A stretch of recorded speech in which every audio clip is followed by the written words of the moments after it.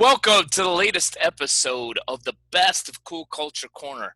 We look back at the episodes of the podcast Cool Culture Corner and bring them up to date going into our new normal. Hi, I'm Ken Bader, your host for both the Best of Cool Culture Corner and the podcast Cool Culture Corner. Thank you for being with me today.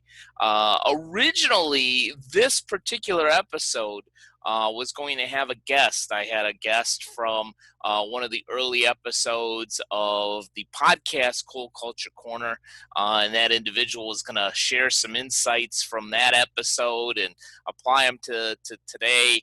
But we're not going to do that today for two reasons. One, we couldn't get our schedules synced up, so I will bring that to you. Hopefully in a couple weeks, but also this is a real difficult time, and I know that's a Captain Obvious statement.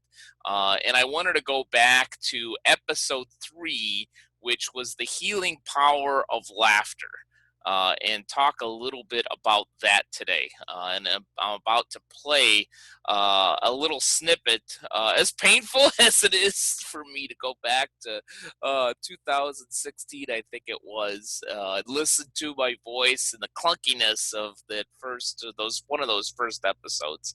But obviously, yeah, we're in unprecedented times. To kind of stay with the theme of laughter, I started joking at the beginning of this pandemic to some of my greatest generation folks out there. My mom is from the greatest generation. I believe both of my wife's parents are from the greatest generation. I know some other folks that fortunately are still alive that remember the Great Depression and World War II and all of those terrible things that happened then. And I've been saying that, you know what? The greatest generation has nothing on Gen X, which is my generation. Having to deal with a pandemic and 9/11 and the Great Recession and a number of other unfortunate things. .com boom, even being from Chicago, the blizzard of '79. I can keep going on and on. And now we have this unfortunate, highly unfortunate issue that we're dealing with in terms of race relations and the abhorrent issue that we had with George Floyd. My heart goes out to the family of George Floyd. Many of you know that aside from Bader Training and Consulting, I also run the Police Officers Credit Union Association. And I know that all of the police officers, active and retired, that I've met and worked with over the last 15 years plus agree with me that that is not indicative of what police officers want to do. And I've heard from many law enforcement that find that to be abhorrent. I'm deliberately wearing my pro law enforcement shirt today with the thin blue line just to reiterate that I've said on a number of shows that you can be pro police, pro change, because I think we desperately need a change. What happened in Minneapolis certainly proves that, if not many other incidents, and be pro peace. I am certainly all three of those things. But let's get back to laughter. My point is that we need some laughter in this extremely unprecedented, difficult time. And I'm going to play a little bit of the episode 3, the healing power of laughter, and a few of the things that I said back then. And then we're going to bring it back here to talk about what that means today. And I'm going to share a fun picture of me that I took at a photo shoot when I was when I needed to get some pictures for the book that I wrote, The Formula for Business Success equals B plus C plus S. And I had a little fun with the photographer. And so listen to this, and hopefully you'll have some fun with this picture. Today's episode is on the healing power of laughter. And I was reminded of this just a couple days ago. I had the pleasure of being at a conference with a number of financial executives, and the speaker talked about employee engagement and empowerment and improvement at the branch level. And she talked about laughter, and she alluded to something that I've talked about before in some of my sessions, that when we're a child, we laugh dozens of times a day. In fact, I saw a research paper, don't remember right offhand how many times a child laughs, but trust me, it's a lot. I want to say it's 50, 60 times a day at least. But this I do remember. The same research paper talked about the fact that as adults, on average, we laugh about 3 times a day. And that's an average, so that means that some of us are laughing maybe once a day or not at all. I'm laughing right now. I'm trying to get in more than 3 in a particular day. But many studies have shown that laughter can bring out different emotions. You know, being able to have some levity, to be able to have some type of jovial atmosphere where people can make some mistakes. People can say something stupid as long as it's not offensive and we just laugh at it. We don't attack people. I think that has a tremendous effect to productivity, profits, and growth, which is the foundation for this particular show. But a couple of examples. There's one particular client that I've worked with a number of times over the last few years, and it's been off and on, and that's a very interesting dynamic, because when I work with a client day in, day out, or on a monthly basis, certainly I see some changes. But when I work with a client in one particular year, and then maybe there's a 6-month to a year hiatus, and then I'm working with them again on a different project, and then there's yet another break, and then I'm back working on another project or program, the changes in culture, whether they're positive or negative, are a little bit more distinct to me. Because certainly I can see the forest through the trees more so than people that are working in an organization day to day. But it's much like when you haven't seen an old friend in a while. You notice changes in their hair, you notice changes in their weight, the way they look, the way they dress, whether it's positive or negative. And this particular client in the financial industry, I hadn't worked with them for about a year, and they brought me back to mentor a couple of folks. And I remember cracking a joke or two that were pretty innocuous in the room with these people, and it was just kind of a smirk, and maybe I just wasn't that funny, but I can remember a year and a half previous when I had a different group in the exact same meeting room with that organization, that there was a lot of laughter. We were able to joke around. We were able to not take ourselves too seriously. And it seemed to be a really great environment. But the second time around working with this particular institution, it just seemed like I was at a funeral home. And it was like that through the whole project. Occasionally I'd get a little smirk or a little laugh, but everything was on point. We need to be on point here. We need to make sure that we're getting projects done and that we're making progress. And I certainly agree with that. But if there's no fun, then there's no point. And ironically, I was on another small project with them earlier this year. And the laughter was even worse. I'd make a joke and I'd get a straight face. And I remember commenting to the second in command at one particular time over lunch, saying, could I share with you an observation? Is that when I started doing some work for you back in 2011, 2012, it seemed like everybody was having fun and really enjoying the work. Despite the fact that it was certainly a hard driving place. It was a let's work hard, but let's also play hard.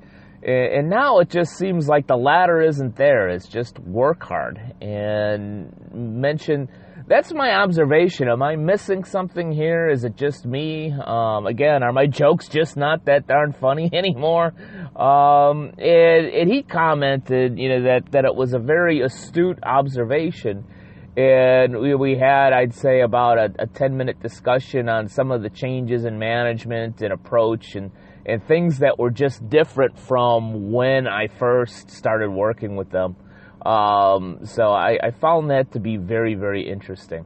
But in a lot of organizations that I've worked with, they also agree that laughter, not taking yourself too seriously, can really help the atmosphere there. And there's also studies that when people are having fun and they're passionate and they enjoy the people that they're working around, they tend to work longer hours because they don't want to get the hell out of there right when the quitting time comes. They're still having a good time. So try to incorporate laughter. Try to incorporate some fun, whatever that means for your unique brand and culture. I certainly don't, advocate being a clown and not getting things done, but, look for ways to, I think the best way to put it is not take yourself so seriously. Granted, it depends on the business that we're in. Certainly, if we're running an emergency room in a hospital, that's a little bit of a different story because that is life and death. But most of the businesses that I work with the exception of the hospital that used to be a client, whether it's a bank or a restaurant or a hair salon and so forth, maybe at a restaurant with food preparation, yes, it is life and death. We need to be serious. Maybe with even a hair salon, we've got to watch the chemicals that we're using. But for the most part, darn it, it's not life and death. If we make a mistake and forget to do a particular task one time, so it's not necessarily a pattern, is it that big of a deal? Let's laugh at it. If somebody drops a bottle of something and it cracks, much like with children, let's not cry over spilled milk. Let's laugh at it and joke about it. So look for ways to incorporate some fun. Whether that's going and having a picnic with everybody, letting people dress in a Hawaiian shirt one day. But more importantly, those are just simple actions. But keep it in a daily way of doing business to think first before you yell or get angry. Find a way to find some laughter and some jovialness in what's going on during the day, because it'll be a lot better for our environment and our health. All right, so what can we apply today? I know that it's difficult because for those of us that are working, we're taxed with so many things that need to be done. Some of us are working in healthcare or law enforcement directly or related businesses to that. In fact, I was just trading some messages with an individual that runs a police foundation, and I can only imagine what's going through her head right now and in having some very strong feelings about what happened to George Floyd and trying to support police at the same time. And many of us are out of work. We may be a small business owner that's struggling during this difficult time. We may be an entrepreneur that just can't get the funding. We may be an executive that is out of work. We may be a small business owner that's been affected both by the pandemic and the highly unfortunate riots that we have right now. And you may be thinking, how in the heck do we laugh? I get it. It's tough. We've got a lot coming down on our shoulders right now. But I do look back yesterday, or a couple days ago, actually. I was watching the Today Show in the morning, getting ready to work for the day. And Somebody had mentioned, I don't know who it was on that show. It might have been Al Roker. It might have been somebody else on the show. Said something like, if you don't laugh, you're going to cry, as they were talking about, all of these very deep and serious issues that we have to deal with in this country right now. But I go back to that statement. They were able to laugh at something, not laugh at the situation, but laugh at something. And it created some levity. So I do want to remind you that, making light of possibly a difficult situation doesn't necessarily mean that we're taking the situation lightly. Sometimes that's a defense mechanism. Sometimes our emotional psyche needs that. So, yeah, a couple of tips. I think the biggest one is allow yourself to laugh at the right things. Maybe you're cleaning up glass in front of your small business, and you walk in the back and you accidentally stub your toe on something, and you say, "Yeah, this is just what I need today," and laugh at it. I guess it depends on how bad your toe is. Much like I said in that episode 3, like 4 years ago. Sometimes, I think my jokes are funny and they just aren't. Maybe that's one of them. But also, I encourage you, and this is one of the things that I've done lately. I shared in a Facebook Live, and I think I've shared in a couple of spots recently on different shows that I do. That I do have a tendency, unfortunately, to go into a dark place. I certainly was in that dark place not too long ago when I had to see my hometown of Chicago get torn apart with violence and rioting, and then where I live now in Long Beach, California, have to see the same thing. Have to see an entire business, which was a suit company, just go up in flames in downtown Long Beach. I can't tell you the range of emotions, none of them, frankly, positive, that I personally went through with that. But one of the things that I did the next day to help myself get out of that, one of those things was, of course, reading some scripture. And I know not everybody, has a certain faith. I would encourage you to do so. But one of the other things that I did was I literally went on Netflix on my phone and looked up my favorite comedian, who is Sebastian Maniscalco, and just watched a portion of one of his routines, and I found that just that laughter helped me get out of that dark place. Another thing that helped me is many of you know that I also write for Podcast Magazine. I cover true crime given my law enforcement connection. And I deliberately am covering a podcast titled Crime in Sports, which is both true crime and comedy. Two comedians run it, James and Jimmy, and they are so funny. So, it was kind of a dual, killing two birds with one stone. I had to listen to a number of their podcasts in order to set up for the interview and write the article, but also it was so funny that I was driving to the office to grab my mail, listening to their most recent podcast episode, and I was laughing so much I had tears in my eyes. As a funny side note, I was with the first podcast episode of that particular show that I listened to. I was walking in the neighborhood trying to get some exercise, and I had my earbuds in, and I had the mask on because of the pandemic. And nobody knows what I'm listening to. For all they know, I could be listening to Barry Manilow or whatever as I'm walking. And I'm listening to their episode, and I am laughing out loud on the other side of this mask. People must have thought I was nuts. But I will tell you, and that's a third thing too, other than laughter, is to get some exercise, which I know can be difficult these days as well. But I will tell you, having walked that day, having listened to that episode, I was ready to come back and really work. It took myself into a different place. It took myself into a different level of productivity where I said, hey, now I can work. Now I'm not thinking about all of the terrible things that are happening in this world today. People are dying. People are upset. I get it. We're going to have to create a lot of change here in order to move forward on so many levels. But that doesn't mean that we can't take at least 5 minutes to laugh. It's good for our health. And it's good for our mind. I know it's helped me.